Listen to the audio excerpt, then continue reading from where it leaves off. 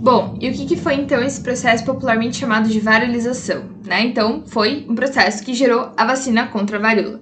Porque a varíola, gente, a varíola é uma doença que assolou a humanidade durante muitos séculos, tá? Então, a gente tem o início do processo de pesquisa lá em 1022 e a gente tem uma das causas da revolta da vacina foi por causa da varíola lá em 1904, ou seja, muito tempo depois, tá?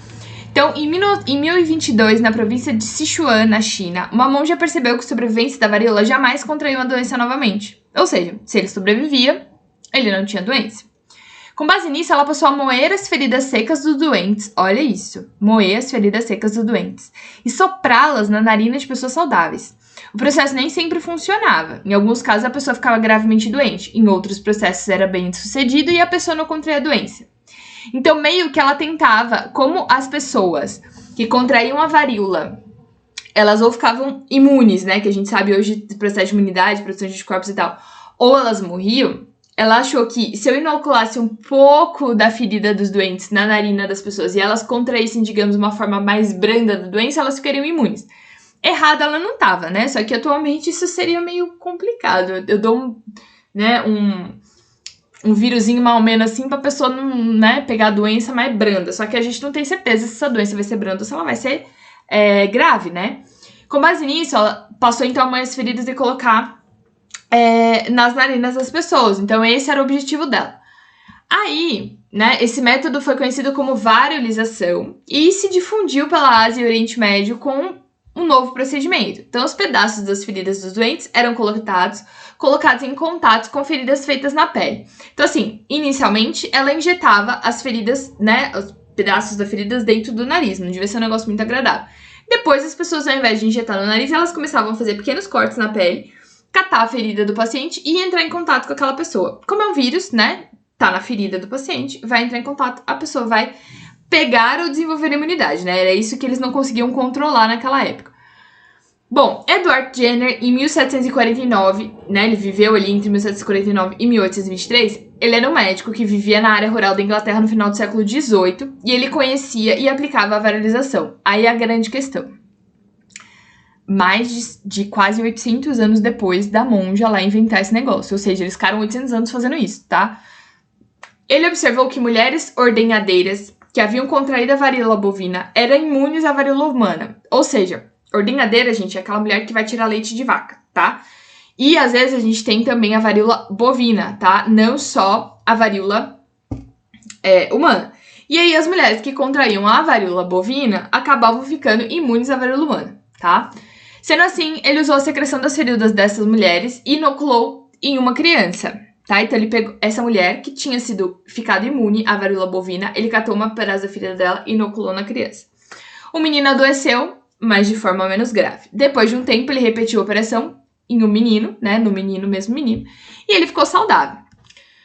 Outro processo feito por ele foi inocular em pessoas saudáveis o produto da ferida de pessoas com doença do gado bovino e depois inocular na mesma pessoa a varíola humana. A pessoa então não contraiu a doença. Tá? Então ele inoculou em pessoas saudáveis feridas do gado bovino e aí depois tentou contaminar essa pessoa para ver se tinha funcionado o processo que ele tinha feito, tá? Assim, Jenner conseguiu desenvolver uma vacina contra a varíola que consistia em um método mais seguro que a varilização. E em 1979, a vacina foi considerada erradicada, a varíola foi considerada erradicada pela OMS, tá? Então, no caso, né, ele tentou fazer com a varíola bovina e aí ele criou a vacina da varíola. Bom, no final do século XVIII, e aí foi um outro cientista, Louis Pasteur, ele pesquisava sobre uma doença que atingia galinhas e matava elas desidratadas, tá? Então isso é uma outra doença, da varíola ficou para trás. Agora o Pasteur estava trabalhando com uma doença chamada de cólera, tá? Ela é causada por bactérias que se apoiavam no intestino dos animais, se produziam lá. Ele criou as bactérias em tubos de ensaio para descobrir como que elas poderiam ser eliminadas sem matar as galinhas. Por um erro de percurso, ele acabou injetando amostras de bactérias em uma galinha que não foi acometida pela doença.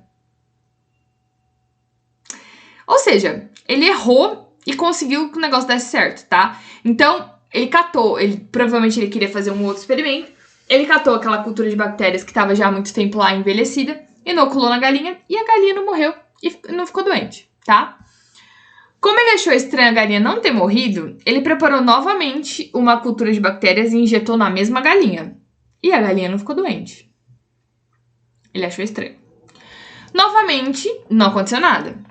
Depois, ele inoculou as bactérias em um grupo de galinhas que não tinha sofrido a inoculação anterior. E elas morreram. Ou seja, ele deixou envelhecer uma cultura de bactérias, inoculou numa galinha. A galinha não aconteceu nada com ela. Aí ele foi lá, catou uma cultura de bactérias nova e colocou na galinha. Também não aconteceu nada com ela. Aí ele catou aquela cultura de bactérias nova e inoculou numa galinha que não tinha acontecido nada com ela até então. A galinha morreu, tá? Bom, o que é isso, gente? O que tá acontecendo? Tanto no processo de varilização, quanto nesse processo da injeção de bactérias de cólera.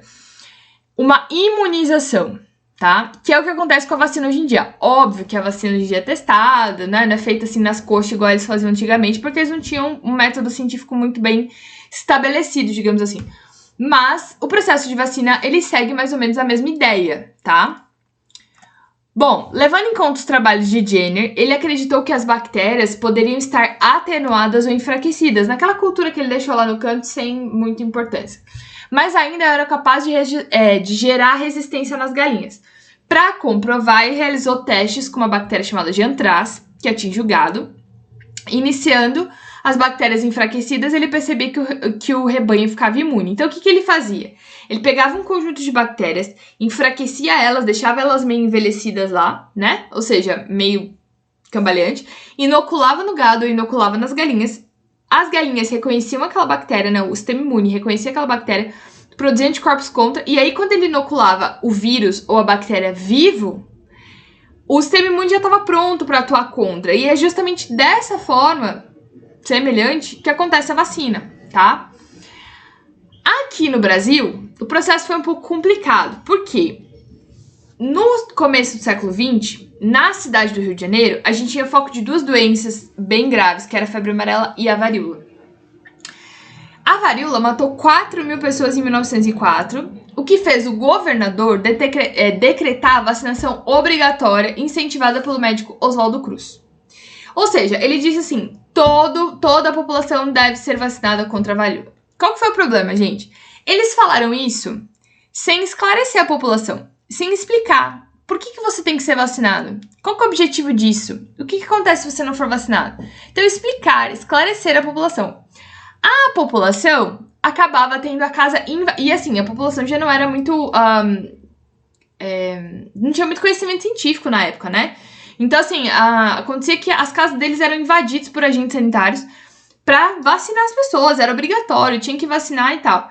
Só que aí, por causa disso, teve aquele problema que chamou de revolta da vacina, né? Que você já deve ter estudado essa história. E a obrigatoriedade da vacina, então, foi revogada pelo então presidente da República, né? Falou, olha, esquece, isso não vai dar certo. A população tá se revoltando, tá falando... E a população falava que eles estavam injetando o vírus vivo pra pessoa morrer, né? Então, gerou todo um problema aí. No entanto, havia algumas imposições para convencer que as pessoas a se vacinarem, como a permissão para casar só era dada se você se vacinasse, e você estudar também só era dada se você vacinasse. Que até hoje acontece com o calendário vacinal, né? Você só consegue matricular a criança na escola se você tiver o calendário vacinal em dia.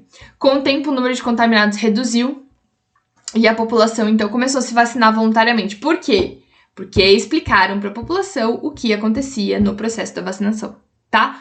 Bom, antes da gente continuar, responda a pergunta abaixo e voltamos no próximo vídeo.